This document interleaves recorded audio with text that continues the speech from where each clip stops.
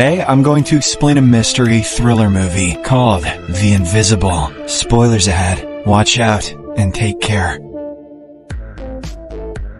The movie revolves around Nick Powell, a high school senior who is soon to graduate with flying colors. His father passed away abruptly a few years ago, after which his mother Diane took charge of pretty much everything. She collected herself together, steadied the finances, and started micromanaging the life of her son. Diane wants her son to have a safe, traditional career, but Nick, who excels in studies, is passionate about writing and literature. In fact, he wants to skip his graduation ceremony and go to London for a writer's workshop program. In other words, Nick lives on the goddamn edge. The scene then cuts to the Powell household where a huge celebration is underway. The matriarch of the family, Diane Powell, gets up and gives a speech recognizing her son's academic achievements. She then raises a toast in Nick's name and offers him a present with his name engraved on it. However, Nick doesn't look too chuffed up about this whole party arranged just to celebrate him. He walks away from the guests, grabs a slice of cake, and enters the garage. He sits next to a workbench and suddenly pulls a shotgun to his face. But all of these events turn out to be just a dream, as Nick soon wakes up, startled, in the morning. Shortly afterwards, he heads downstairs to the kitchen where his mother is sitting by the dining table. She has prepared 2 eggs and bacon in the shape of a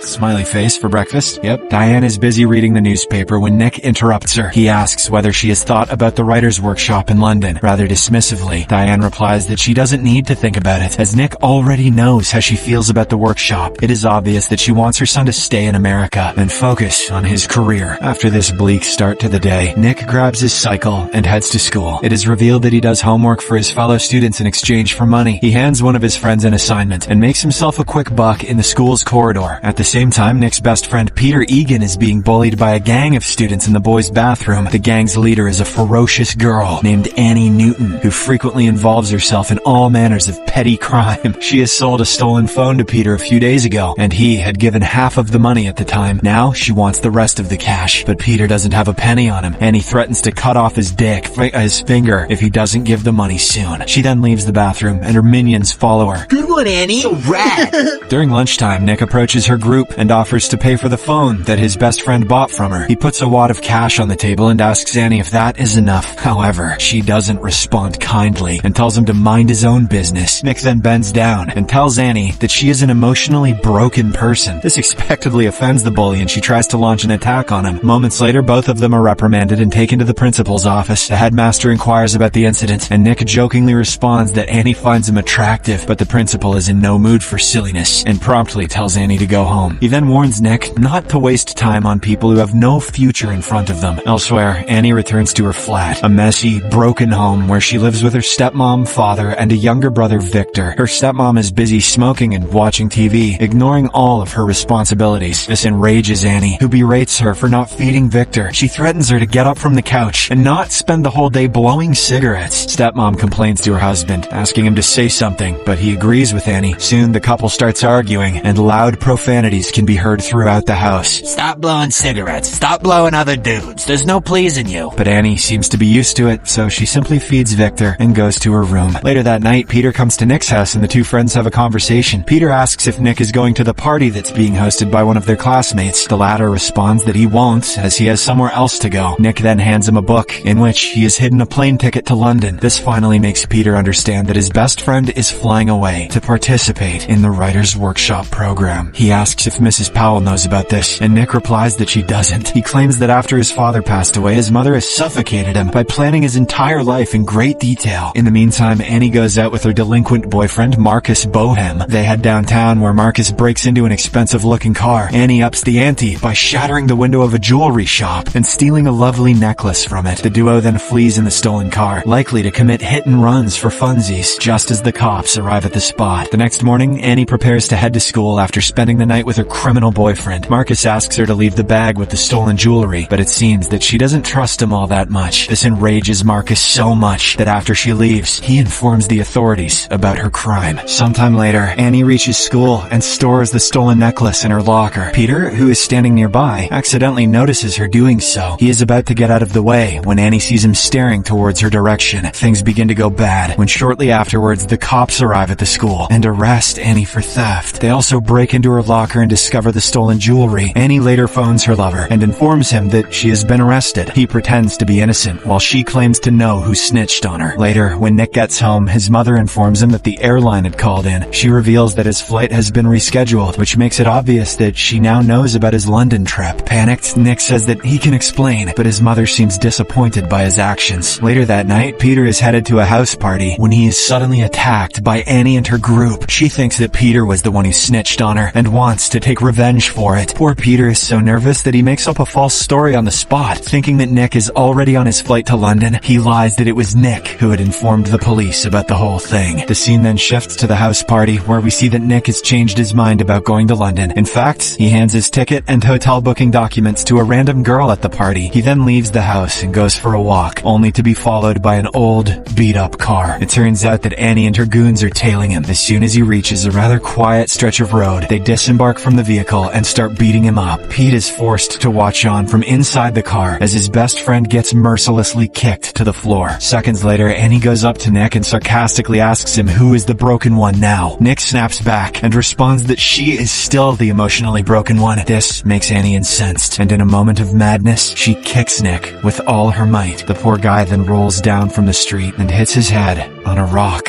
The end. For Nick. Now panicking at their actions, one of the gang members checks on Nick, only to realize that he is barely breathing. The group is terrified that they might have just become a part of a murder. Annie suddenly comes to her senses and orders her henchmen to pick Nick up. They reluctantly do so and carry him into the woods. During this process, Nick's watch falls to the ground, but nobody notices it. The group dumps his body in a storm drain, covers it, and then walks away. Following this harrowing incident, Annie decides to head to her boyfriend's home. She soon reaches there and immediately confesses to him that she killed Nick. She begs her boyfriend to help her come up with a credible story to cover the crime, but Marcus tries to kick her out as he's scared the police will get him too. Enraged by this betrayal, Annie reminds her boyfriend that she can reveal the location of all the cars he has stolen throughout the years. She then goes to the nearby bridge and burns her clothes underneath it. Meanwhile, in a shocking twist of events, a completely healthy and unscathed Nick emerges from the bushes the very next morning. He heads to his school, as usual, and tries to talk to his classmates. However, Nick soon realizes that no one can see or hear him. He even tries to create a commotion and throws a book at the nearby shelf, but there is no response from the class. Nick then heads to the principal's office, where he hears his mother on the phone. He tries to communicate with her, but his voice doesn't seem to go through. Confused and scared, Nick tries to run back home, only to be hit by a car in the middle of the road. A huge cargo truck then runs over him, but surprisingly, he comes out of both accidents unscathed. The teenager also realizes that none of the people walking on the street noticed him getting yeeted by the car. Shortly afterwards, Nick reaches home and sees his mother talking to the local police on the phone. He tries to grab her attention, but like everyone else, she doesn't hear or see him. It turns out she has reported that her son is missing, and the authorities are looking for his whereabouts. This finally makes Nick realize that he may be dead. Sometime later, detectives Kate and Brian begin investigating Nick's sudden disappearance. They observe tire tracks a few meters inside the nearby woods, and also see a broken side view mirror of a car lying on the ground. The duo also gets informed about the altercation that took place between Annie and Nick a few days earlier at school. So, they head to Annie's home and find her sitting on the roof. Detective Brian, who once used to work with Annie's father, asks if she has seen Nick recently. She lies that she hasn't seen him since they argued in school. Brian knows that Annie is going through a tough time because of her father's second marriage, and decides to let her off the hook. "You probably killed that kid, but it's fine. I feel bad for you." He simply asks her to contact them if she finds anything suspicious before leaving her alone. In the meantime, a search party is formed to look for Nick in the woods. Where the hell is Pete in all this anyway? Elsewhere, Nick, who has accepted that he is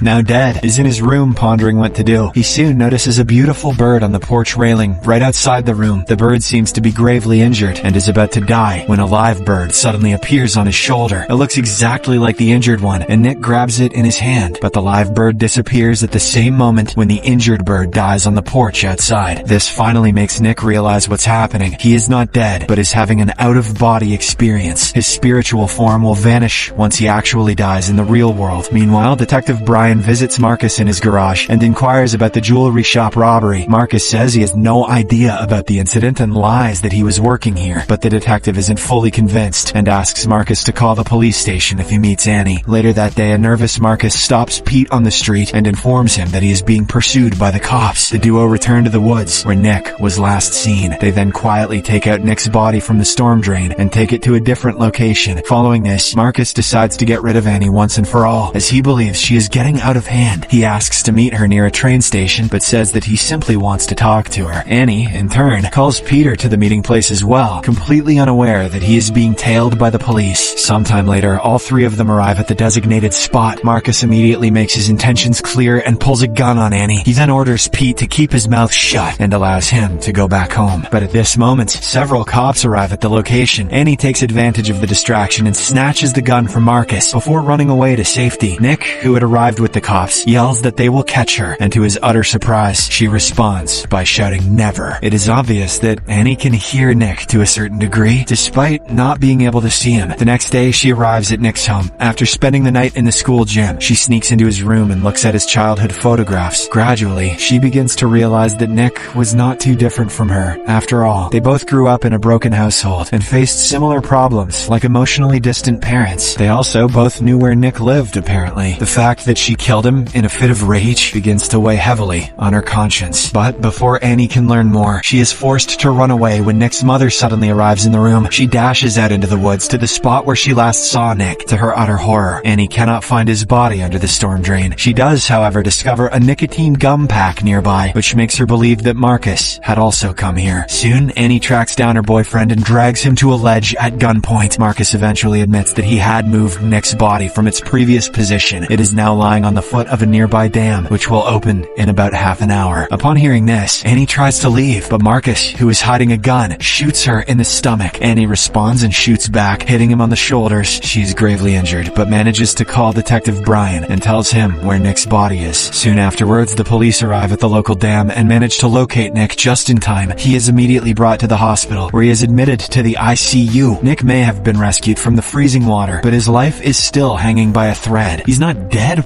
What? On the other hand, Annie, who is bleeding profusely due to the gunshot wound, stumbles into the hospital. Her conscience is heavy, and she wants to repent for all the horrible deeds she has done. So, she walks into the ICU, where Nick is being kept, and begs him for forgiveness. Annie lies down by his side, and slowly, Nick's spirit returns to his own body. Unfortunately, by this point, Annie has lost too much blood, and she eventually succumbs to her injuries. Her final act was to save the very person whom she hated only a few days ago. The movie comes to an end as Nick visits Annie's brother Victor a few weeks later and plays with him. Subscribe for more videos like this, turn on notifications, and leave a like to help the channel out. Thank you for watching.